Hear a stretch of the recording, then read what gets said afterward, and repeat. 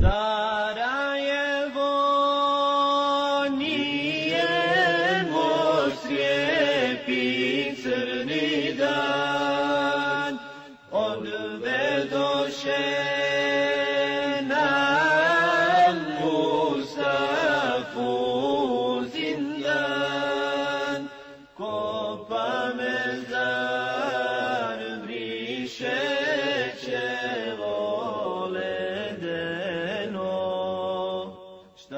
će biti sa islama voljeno. Još jedan put grad pogleda bijeli, bistrim okom svemu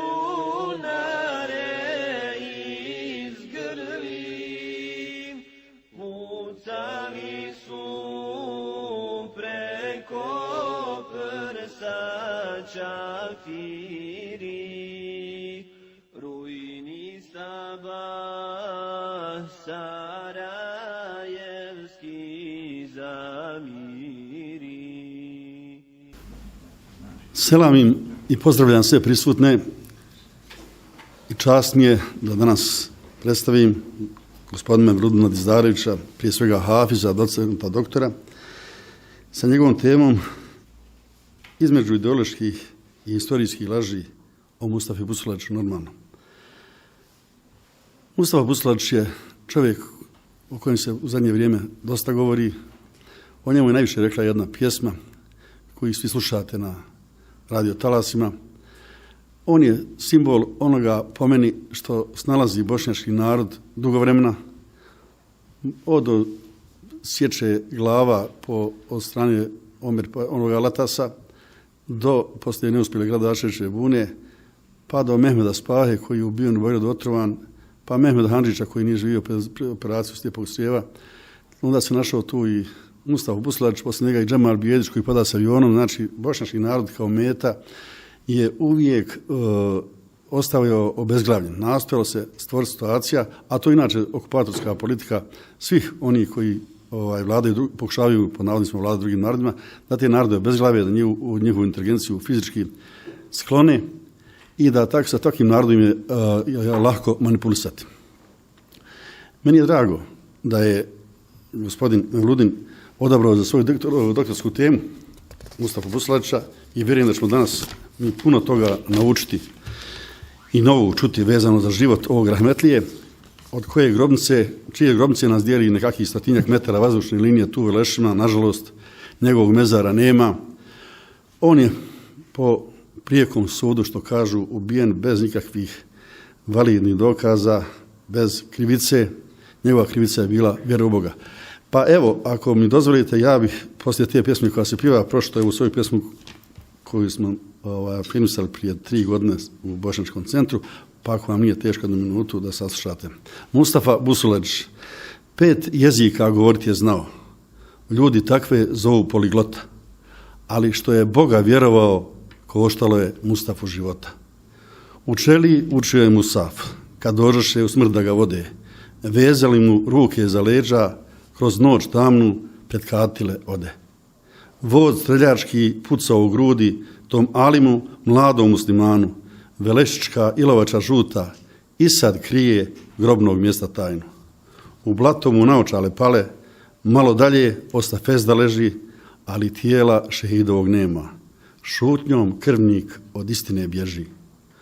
Ove riječi njegov samanet, tolerantan mumin treba biti, ali samo ako će i drugi istom mjerom njemu zvratiti. Oni koji muslimane kolju nikad neće prestati to da čine. Farz vjerniku ratovati je s takvim, silnik hrabar nije kad se gine. Gospodine Mevludine, izvolite.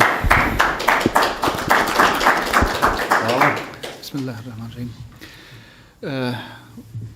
Uvaženi Zubanoviću, Seade, drage dame i gospodo, assalamu alaikum i dobar dan vam želim. Dakle, prije svega da se zahvalim organizatorima što su mi pružili priliku da naznačim neka pitanja, neke važne dileme iz naše historije, iz naše kulturno-istorijskog nasljeđa i da oslovimo na neki način, usmjerimo pažnju prema nekim pitanjima koja su fundamentalno važna za naš bošnjački identitet, za naše ukupno samorazumijevanje. Dozvolite mi da započnem svoje izlaganje o Mustafi Busuladžiću i odnosu u procjepu između ideoloških laži i historijskih istina, da započnem sa jednom dobrom arapskom poslovicom koja kaže la hayata li qaumin la tuhi zikre el ozemaihim. Nema života, nema budućnosti onaj narod koji se ne sjeća svojih velikana.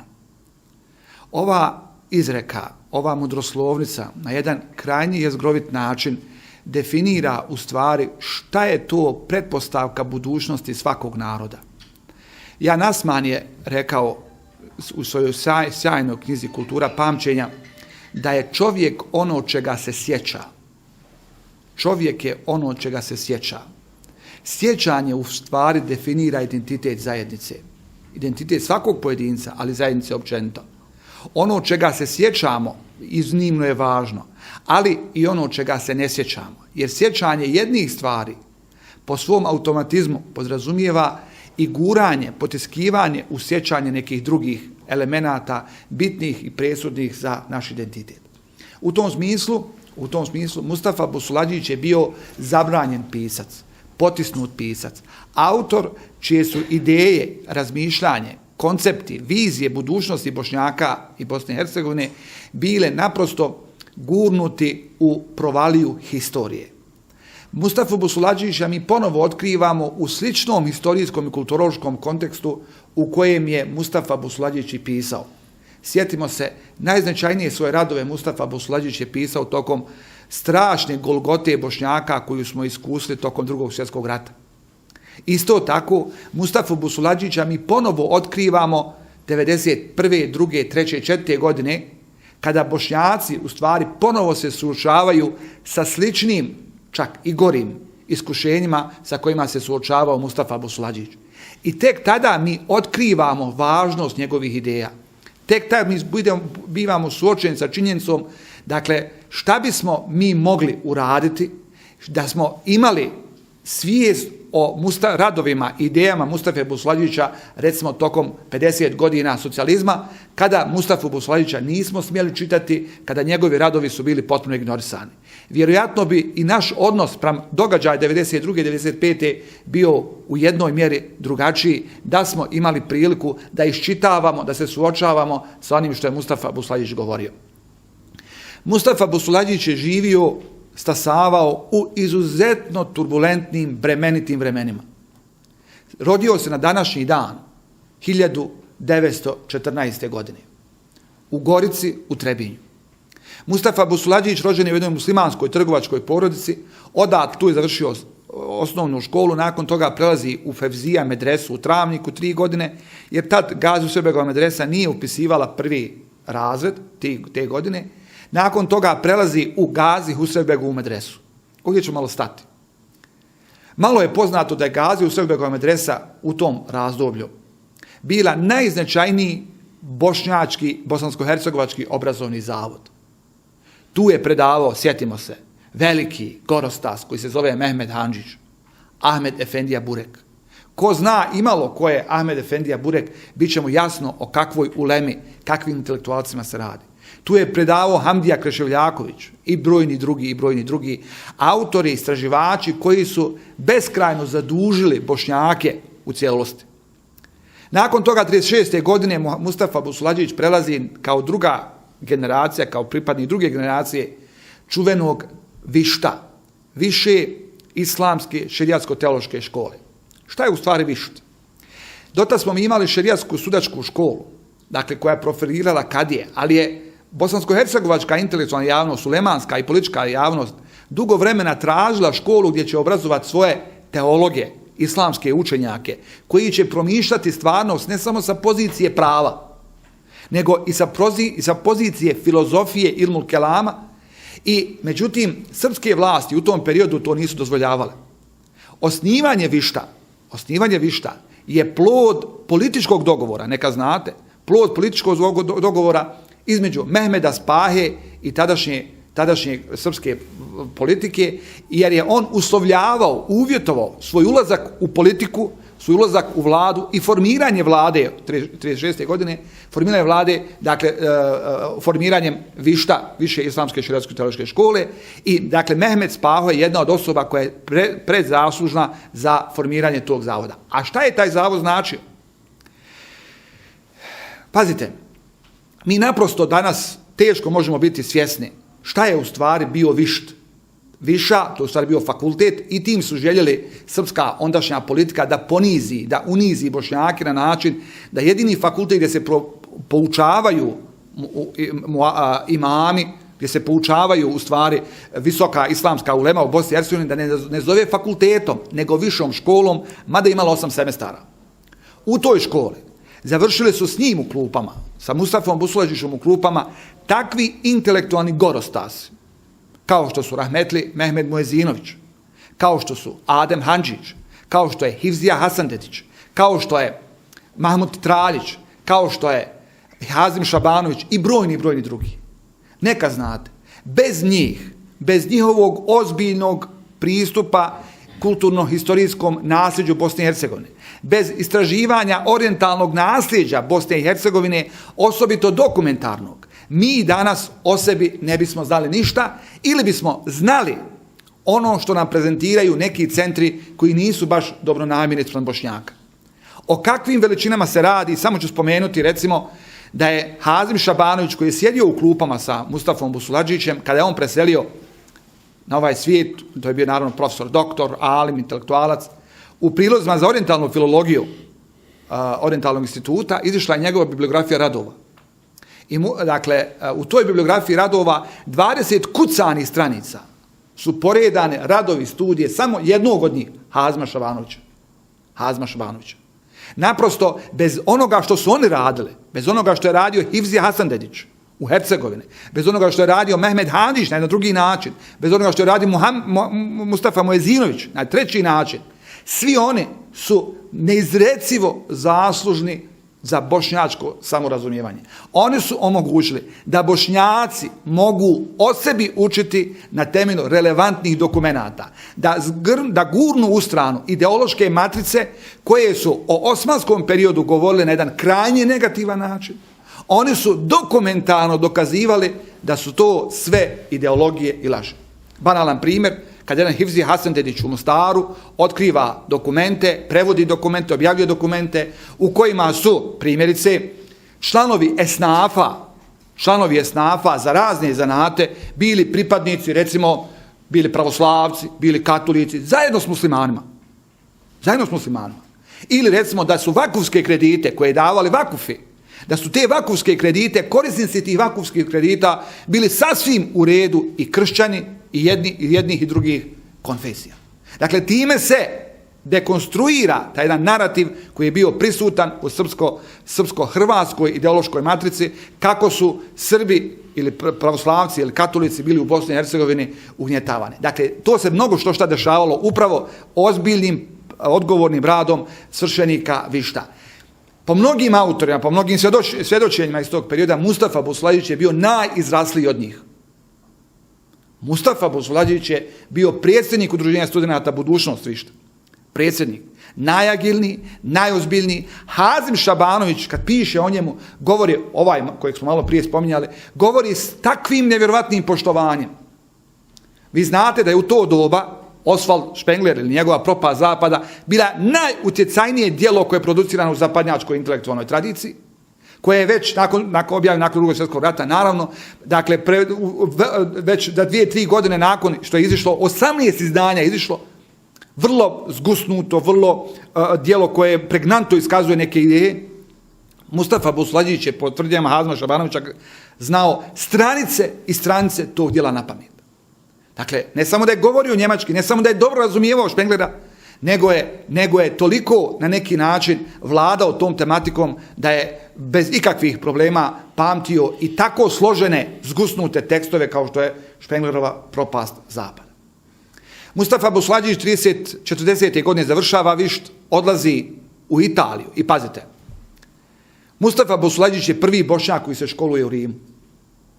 Prije njega nisu imali ni jednog Bošnjaka koji se školuje u Rimu. Nije to bilo ni malo lako. Trebalo je zaista dosta intelektualne i moralne hrabrosti da iz jedne komocije Sarajevske čaršije, gdje on svoj na svom, ode da studira u neki daleki Rim, gdje nema muslimana i gdje ima vrlo malo muslimana. Ali on je ovim pokazao hrabrost, odgovornost. On je ovim rekao, ja želim da učim od vas ono što mogu naučiti. Ali ne samo to. Mustafa Bosulađić je u stvari tamo nastoje prezentirati islamsko, bošnjačko kulturno-istorijsko nasljeđe.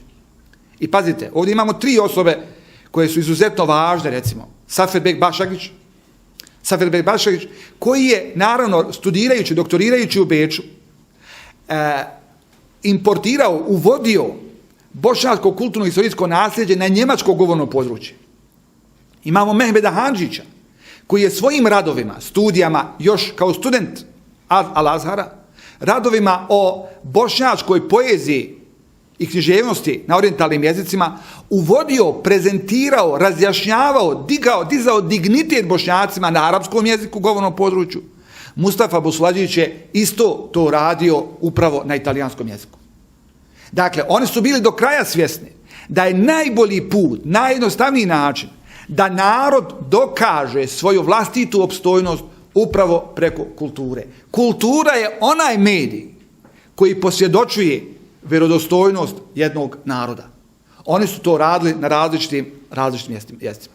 Nakon toga on dolazi u Bosnu, ženi se iz Zenice od jedne, bio je, punac mu je bio čuveni Omer Efendija Šestić, imam bogati, imam Sultan Ahmedove džamije, imam koji je samo radio imamski posao, bavio se svojim privatnim biznisima, imam koji je govorio mađarski, koji je dobijao štampu dakle iz Budimpešte, koji je dobijao štampu sa Azhara iz Kaira, dobijao štampu, dakle kod njega je recimo čuveni Šekib Arslan dolazio u Zenicu, susreo se s njim i divio se. Čuveni Šekib Arslan, ko zna ko je Šekib Arslan, bit će mi jasno o čemu se radi. Šekib Arslan se divio da je u jednoj Zenici, u jednoj kasabi ulazio u kuće gdje se govori na 3 jezika.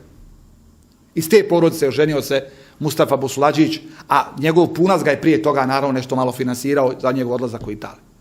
Mustafa Bosulađić nakon toga piše, bori se, radi, aktivan je sudionik najznačajnijih procesa u Bosni i Hercegovini.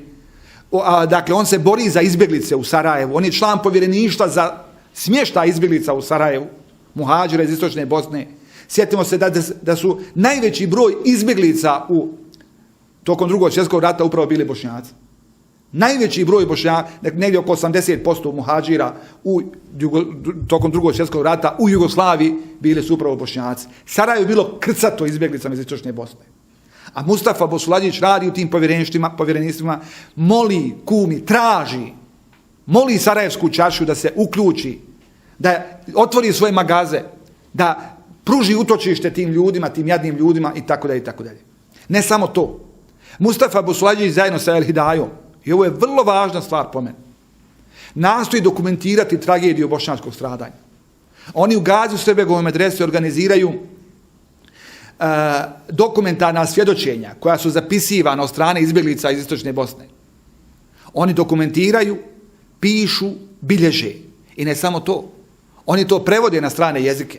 Šalju u Egipat, kralju Faruku i drugim muslimanskim kraljima preko Mehmeda Handžića, svjedočenje o muslimanskim stradanjima. Nek znate, tada su Bošnjaci ubijani u tišini.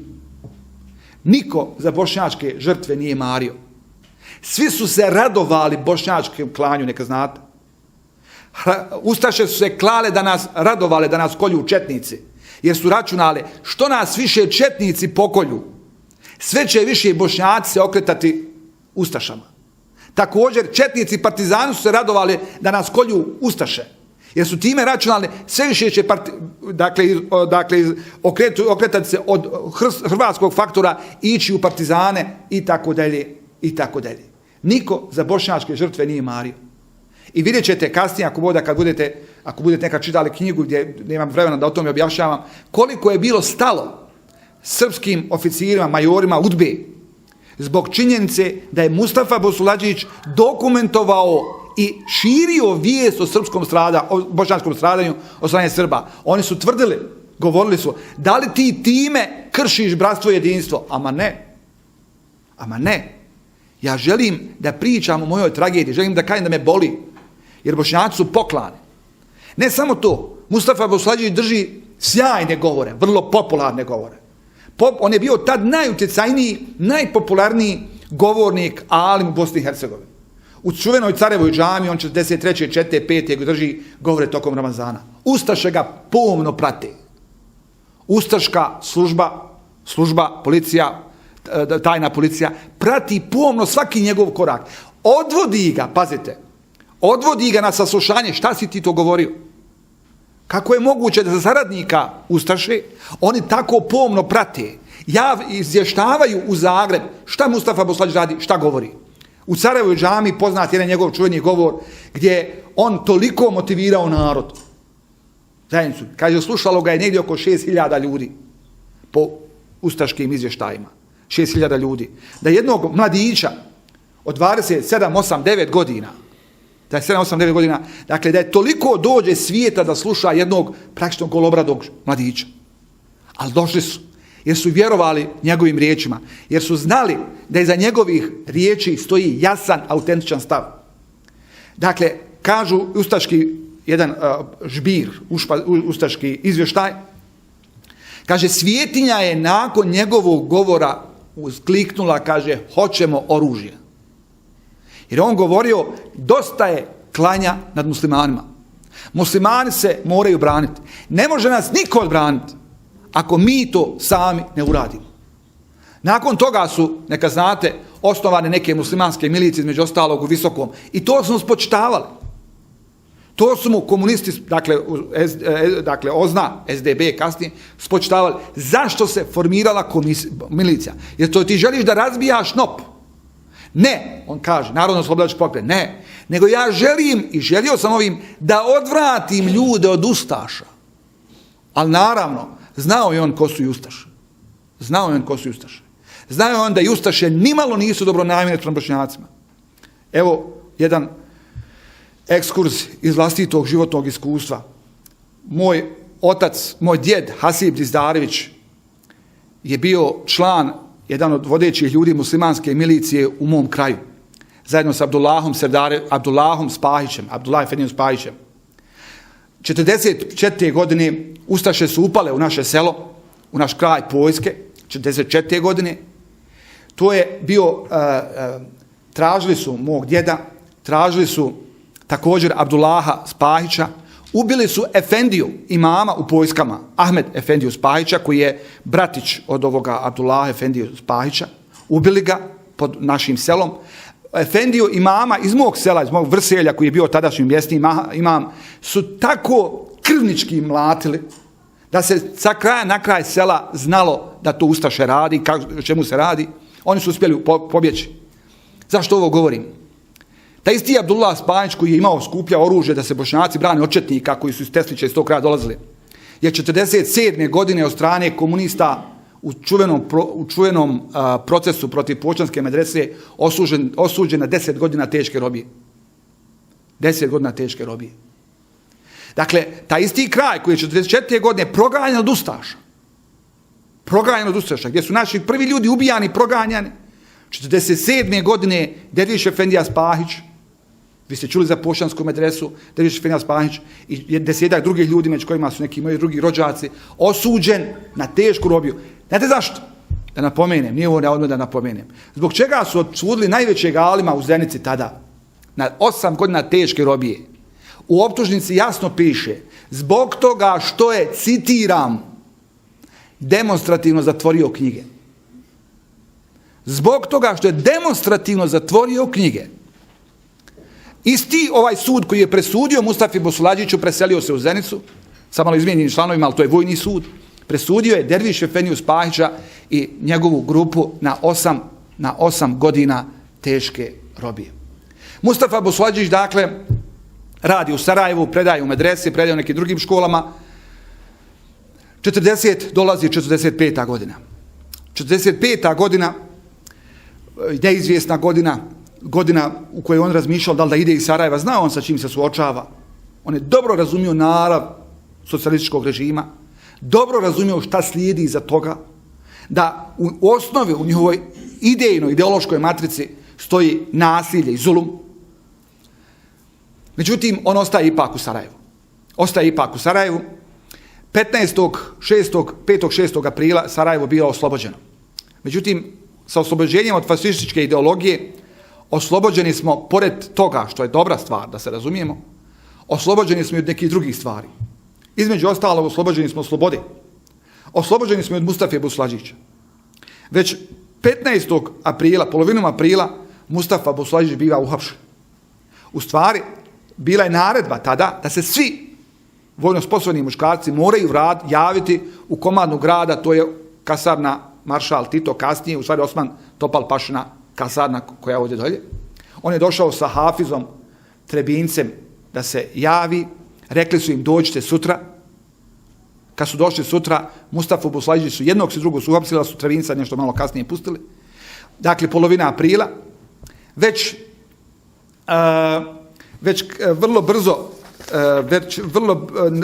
vrlo brzo nakon toga 30. aprila završena istraga.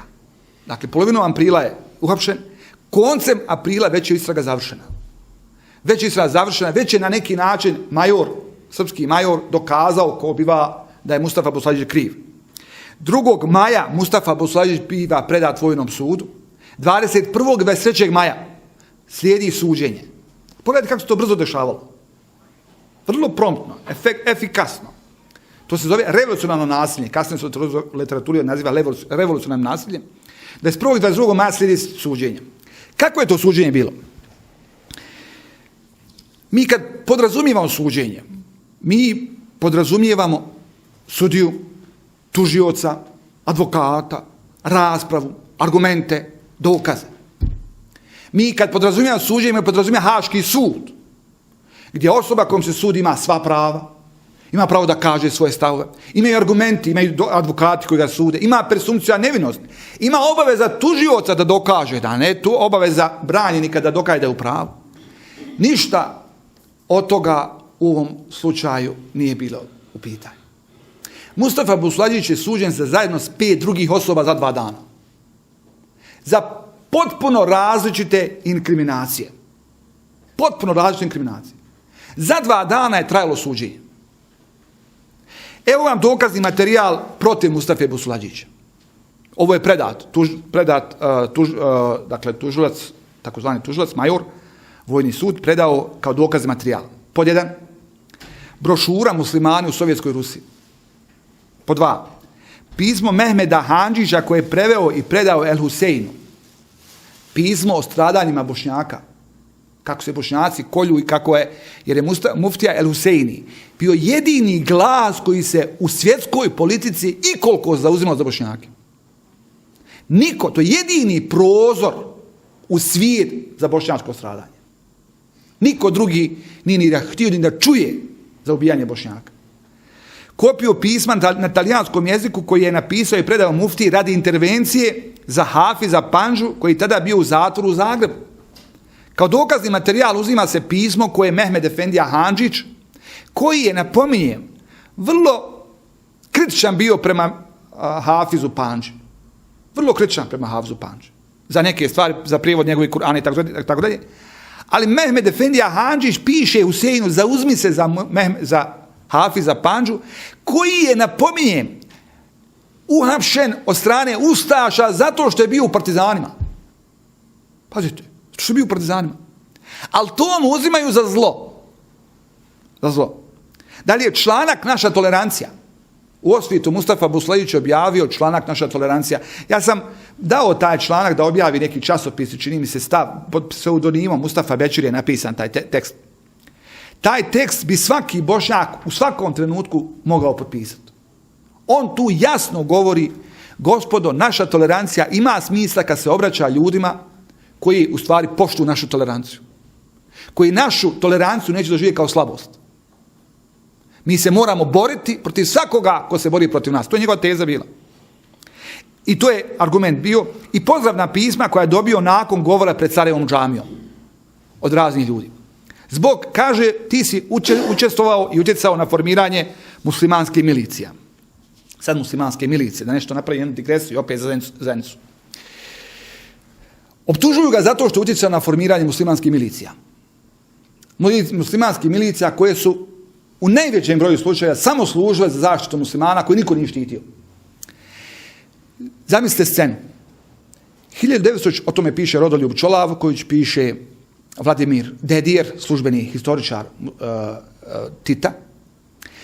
1943. godine partizanske jedinice i glavni štab prolazi kroz Zenicu i dolaze do velikog kraja Dogloda i Šerića. Tu ih, kako piše Rodoljub Čolaković, ljudi nevjerovatno srdačno dočekali.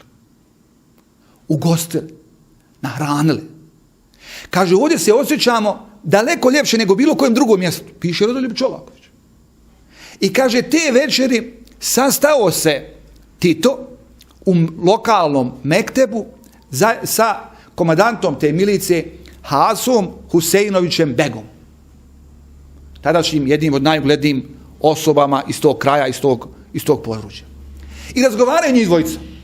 Razgovara komandant muslimanske milicije, a napominjem, njega optužuju zato što je učestvovao za formiranje milicije, i razgovara Tito. I razgovara njih dvojica o budućnosti, o projektima i tako dalje. U jednom momentu pita Hasom, dobro, kad je Tito, a kad ti pobjediš, gdje će ti biti, kaže, glavni grad? Pa kaže, u Beogradu. A kažeš, ako hoćeš da napraviš glavni grad, napravi nek to bude Tuzla. Jer tu je u centru države. Beograd je nama daleko. Kaže, ma nije, kaže, tamo sve izgrađeno, govori Tito. Ali kaže, kad ja budem do tebe trebao doći, Tito. Nećeš ti mene htjeti primiti, to je da meni daleko. Ti beže se ne sikiraj. Kad god ti do mene htjedeš doći, ti ćeš kod mene imati bujrma. Tada mu je, napominjem, Tito naredio da se muslimanskoj miliciji izda mitraljez, da im partizani daju dosta pušaka, da se mogu zaštititi od četnika iz Tesličkog kraja. Naravno, Haso Huseinović Beg je 1947. godine ponovo zatvoren od strane komunista, zatvoren za saradnju sa fašistima, što je naravno potpuno van pameti, van historijske istine, a istina o ovom susretu je bila potpuno ignorisana. 1988. godine objavljuje se u Zenici monografija Zenice i autori monografije su htjeli da taj citat stave u monografiju. Taj citat iz knjige Rodoljuba Čolakovića da stavi u monografiju. Međutim, tadašnji komunistički čelnici Zenice su tu monografiju zabranili, jer se ne uklapa u tezu o fašističkoj saradnji Hase Huseinovića. Ne uklapa se.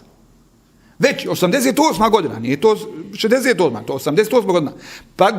Dakle, praktično komunizam treba da padne. Ali oni još se drže čvrsto svoje istine. Dakle, Mustafa Buslađić biva presuđen i evo ovdje i osuđen na smrt, dakle smrt streljanjem. Ovo je optužnica, ovo je presuda Mustafi Buslađiću. Evo, pazite, presuda jednom alimu, obrazloženje, intelektualcu, smrtna presuda, gubitak svih građanskih prava, konfiskacija cjelokupne imovine, donesena je na pola stranice A4 formata. Pola stranice A4 formata. Ovo govori o pravdi. Ovo govori o historijskoj istini. Jer ono što jeste meni najtragičnije u svemu ovome, da je cjelokupna socijalistička historiografija ovu presudu, ovakvu presudu, kaubojsku presudu, ja sam negdje govorio, malo se htio našaliti, scena iz jednog kaubojskog filma gdje su uhvatili neki razbojnici i kažu, zato ćete me vješati. Neka je, prvo ćemo ti suditi, pa ćemo te onda objesiti. Prvo ćemo ti suditi, pa ćemo te onda objesiti. Dakle, tebi je vješanje kako god. A suđenje je samo na neki način farsa da mi tebi damo neku lažnu sliku da je ovo nešto po zakonu. I Mustafi Buslađiću, prvo ćemo ti suditi, pa ćemo te onda streljati. Mustafa Buslađić je bio streljan 29. juna 1945. godine. Važno mi je da znate, ja imam naravno ovo sve što pričam na temelju dokumenata, na temelju analiza, ne pričam ništa iz svoje glave, iz svoje pameti. Pričam naravno emotivno, jer sam svjestan kakvog smo velikana izgubili. Svjestan sam i mogu samo zamisliti, ako je Hazim Šabanović, Mehmed Moezinović, Hafid Hasan Dedić, ako su napravili ono što su napravili za svog akademskog rada, istraživačkog rada, možemo samo zamisliti šta bi Mustafa Busladić napravio da je recimo doživio 50. 60. godine, kakav vrstni intelektualac bi on postao da je recimo da su mu dozvolili komunisti da on procvjeta. Naravno to nisu dozvolili kao mnogim drugima. Za isto u to vrijeme medijsku podršku, artiljerijsku paljbu u formi rečenica pružalo je oslobođenje. Oslobođenje, naravno, list komunističke partije. I evo imate već broj 51, suđenje pomagačima okupatora. Vrlo brzo, sljedeće sedmice. Pomagači okupatora osuđeni na smrt. Dakle, nikakvog argumenta. Na temelju čega je Mustafa Busladić pomagač okupatora? Nigdje se ne navodi na temelju čega. Mustafa Busladić nikad nije bio saradnik ustaškog pokreta. Sastajao se sa ustaškim velikodostojnicima samo kada bi trebalo se zaštititi neki Bošnjak, kada bi trebalo na neki način sa italijanskim, recimo konzulom, imate dokumente da se sastao sa italijanskim konzulom, kako bi se spasili Srbi i Bošnjaci koji zarobljeni u Trebinju. Kako bi se spasili. Ali i to je komunistima problem. I onda kao kruna svega toga tekst nakon ove presude, što je smrt strijeljanjem, imate i vrlo zanimljiv tekst branitelj izdajnika. Branitelj izdajnika.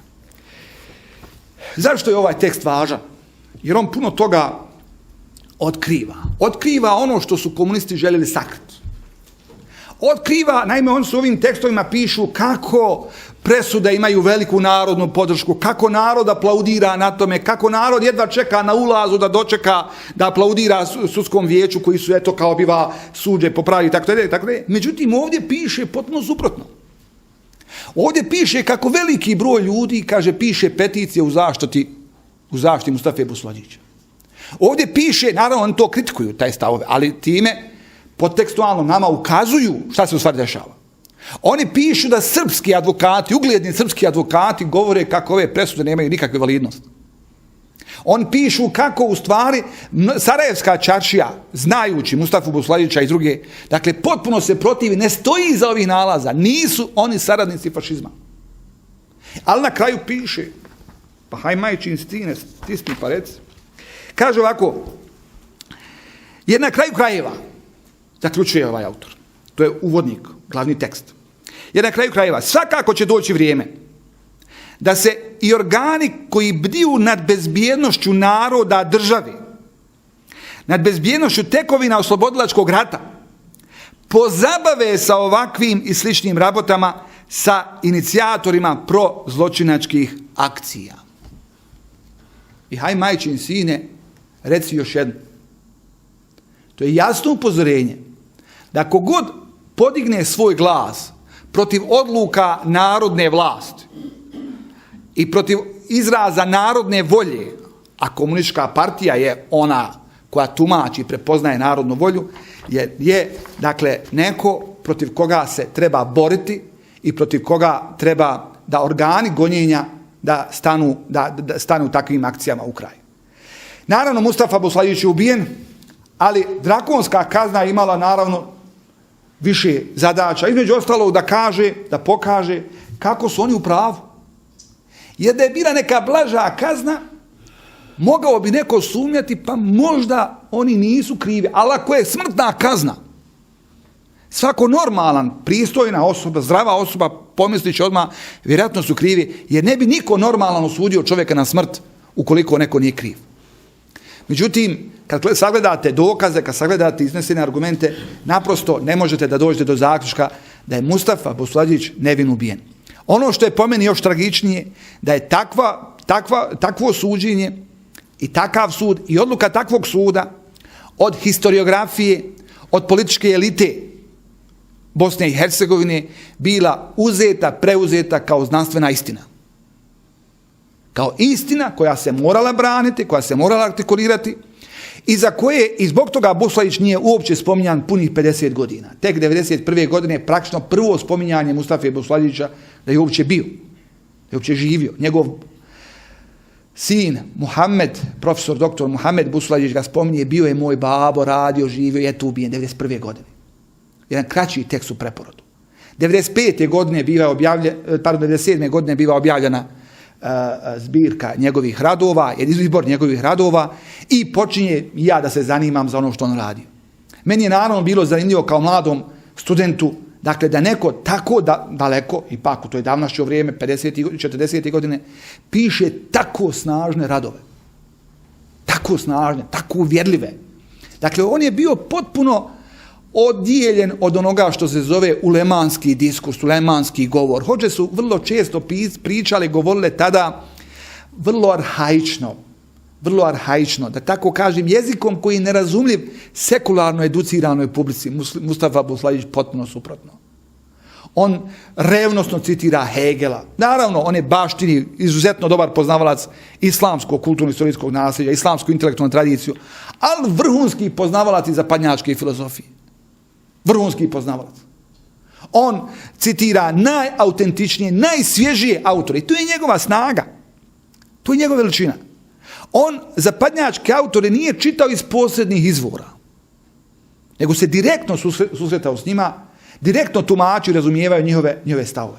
Mnogi autori prije toga su Bošnjaci izgubili drugog velikana Mehmedu Handžića, malo prije spominjan. I mnogi su rekli da je veća šteta što je ubijen Mustafa Busladić nego Mehmed Handžić. Veća šteta za Bošnjake. Jer kaže, ono znanje koje baštini Mustafa Busladić nije imao niko od bosanske uleme. Ali ono što je znanje koje je slijedio Mehmed Handžić, Efendija, to dakle postojali su neki drugi alimi koji su donekle do neke razine mogli slijediti Mehmeda Handžića. Mustafa Busladić naravno ubijen je, koliko još ima vremena? Dobro, da završavamo iz više razloga. Ali evo samo ću, jedan od najvažnijih razloga je taj što je Mustafa Busladić propagirao, govorio da Bošnjaci moraju tražiti vlastiti put. Bošnjaci ne smiju slijediti ni fašizam, ni antifašizam, nego Bošnjaci moraju tražiti vlastiti put opstanka. Ima brojni citati koji to posvjedočuju. Poslušajte, molim vas, šta piše Mustafa Busladić 44. godine. Mi nećemo, niti možemo udešavati svoj stav prema vjetru ili onako kako je to nekom u interesu. Da nas što prije likvidira. Tim prije što mi nismo ničiji privjesak, nego smo svoji, živimo na svome. Mi smo uvijek znali šta hoćemo i danas znademo, a to je da se održimo kao muslimani, da živimo na prostoru koji je naš i da podržavamo najbolje susjedske odnose sa svim dobronamjernim ljudima. Ili, još jedan citat, s tim ću završiti. U trenutku najveće ugroženosti, u borbi na život i smrt, upućeni smo na Boga i vlastite snage. Boreći se za obranu golih života, služit ćemo samo sebe. Ne smijemo nikada dozvoliti da budemo upregnuti u tuđa kola i da našim životima plaćamo tuđe račune. Kada je Muhammed a.s. ja sam inače između ostalog i hafiz Kur'ana i hodža, došao, vratio se u Meku, vratio svoj rodni grad, porušio idole. I tad je objavio ajet kul dža'al haqqu ve zahaqal batil. Reci, istina je došla, a laž je nestala. Ali šta nam ovaj ajet kazuje? Za istinu se, dame i gospodo, treba boriti. Istina se sama ne brani. Iza istine treba stati i grčevito se boriti za svaki pedalj prostora za istinu. Hvala vam lijepo.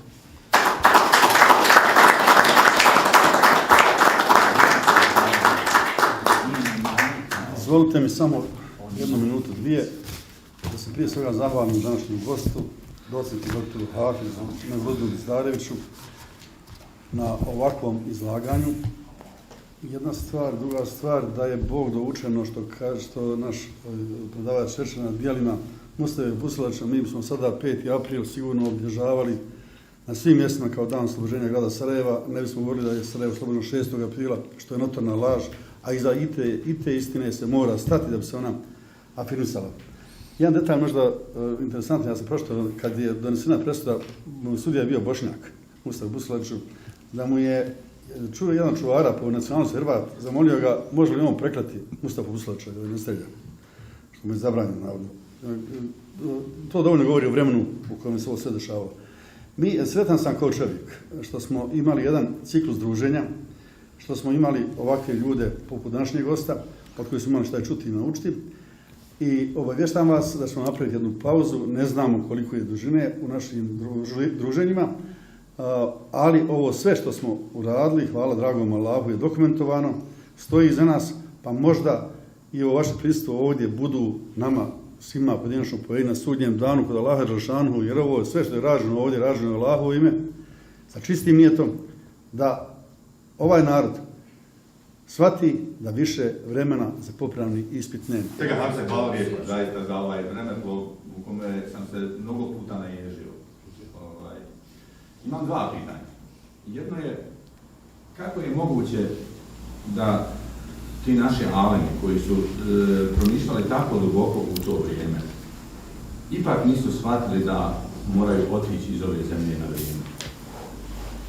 To je moje prvo pitanje. Znači, zašto su dopustili sebi, kada je bilo prilično jednostavno zaključiti da neće biti toleriran njihov rad ili način promišljanja, zašto su dopustili u stvari da ih izgubimo time što su ostali ili prepustili se sudbini dželatima, onima za koje su dobro znali šta će na kraju dati? To je prvo pitanje.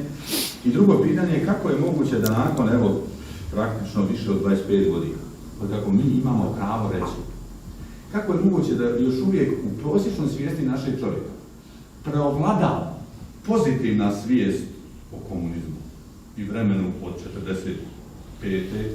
do 91. godine. Evo i danas kada pitamo ljude, većina ljudi će reći da, bila, ali super je bilo. Kako je moguće da u stvari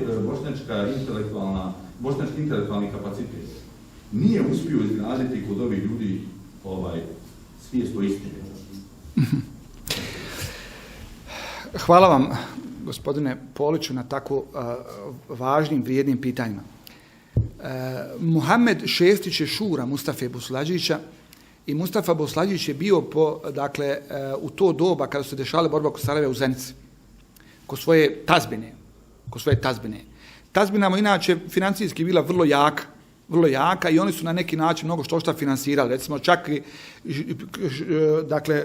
i on nije imao kucaču mašinu, pa su mu oni dali svoju kucaču mašinu da on piše svoje tekstove i tu je recimo napisao Muhammed a.s. recimo svoje kapitalno djelo koje je izgubljeno potpuno, koje se ne zna.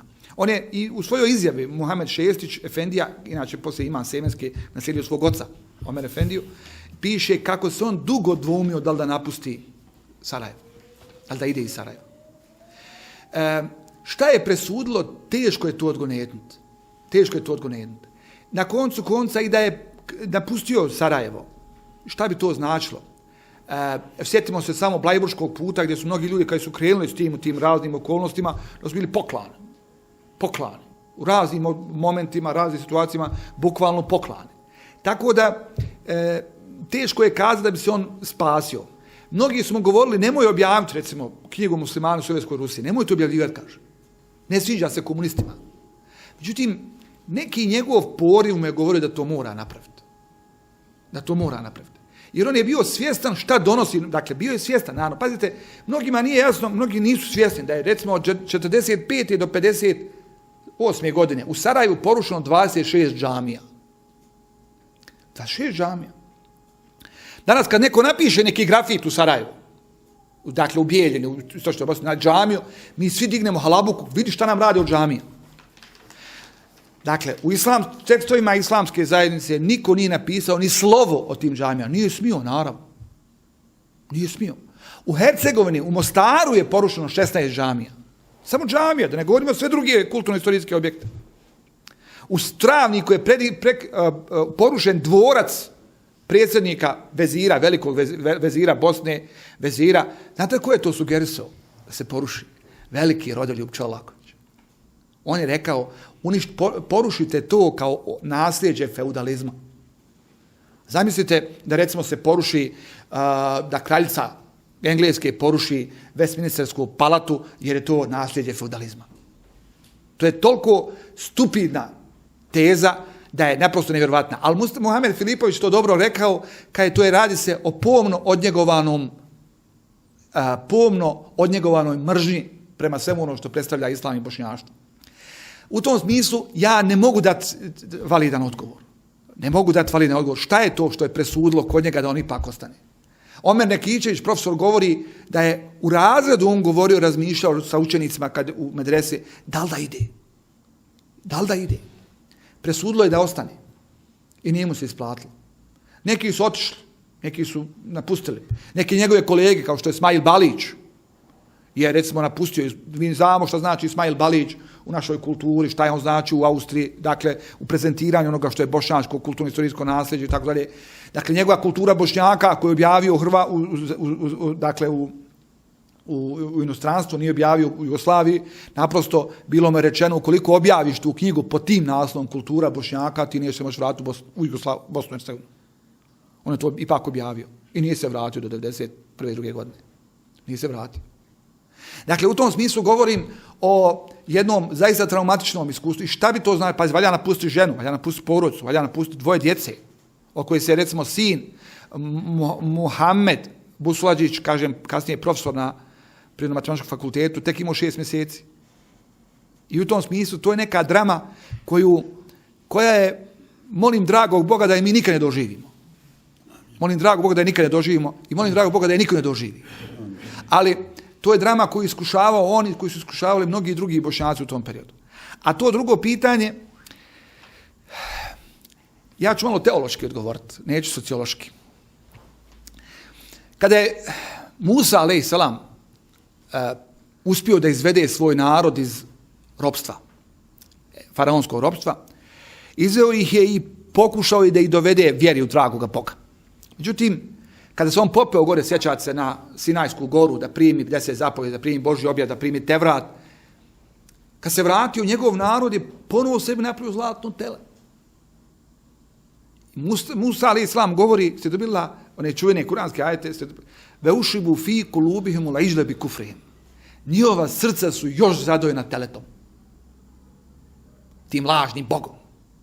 Bez obzira što su u slobodi, bez obzira što su ti, dakle, vanjska opresija potisnuta, više nema više faraona, nema više bičeva, nema više kanđe koje ih tjera, ne. Sad su u slobodi. Allah i Želešanu nije kažnjavao dok su bili kod faraona zbog toga, što obožavaju lažnoga Boga. Ali sad ih Allah Želešanu rekao, dakle, osudio ih na 40 godina lutanja. I kaže, i nemoj da te žalosti ono zbog čega što će iskusiti. Dakle, pazite, 40 godina. Zašto 40 godina? Zašto 40 godina?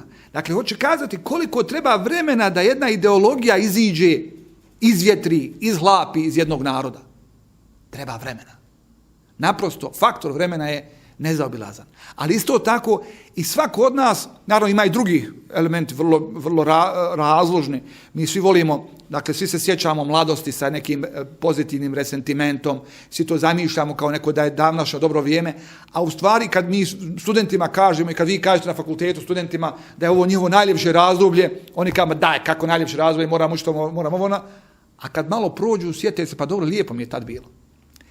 Želim kazati da naprosto brojni su faktori koji utječu na to, ali faktor vremena koji je potreban da se iziđe jedna ideologija koja je učitavana u genetski kod Bošnjaka. Pazite, nedavno je objavljen rad jedne kolegice koja je istraživala kako su u stvari učitelji osnovnih škola, srednjih škola bili instruisani da rade na promoviranju socijalističke ideologije, na odagnjavanju i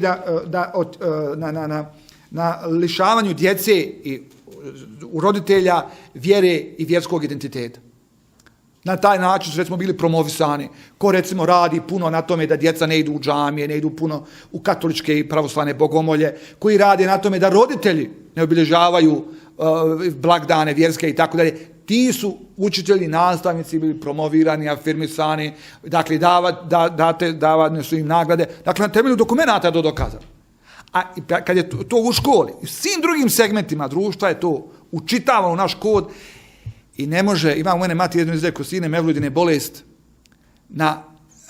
kad ulazi u čovjeka, ulazi na sva vrata, kad izlazi na iglene uši.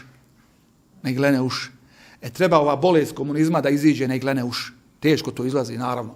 Ali ovo je put, jedan kamičaka u toj našoj cjelokupnoj priči.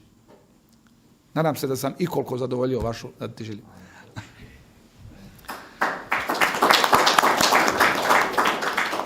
Možemo iskoristiti priliku, imamo vremena, jer žurimo, pa ako imaš pitanja, Bogom, ja sam se posebno... Ma jasno je sve. Sat vremena ipak. Hvala vam lijepo. Ali ako ima opet nije problem, ja ću dogovoriti vrlo rado.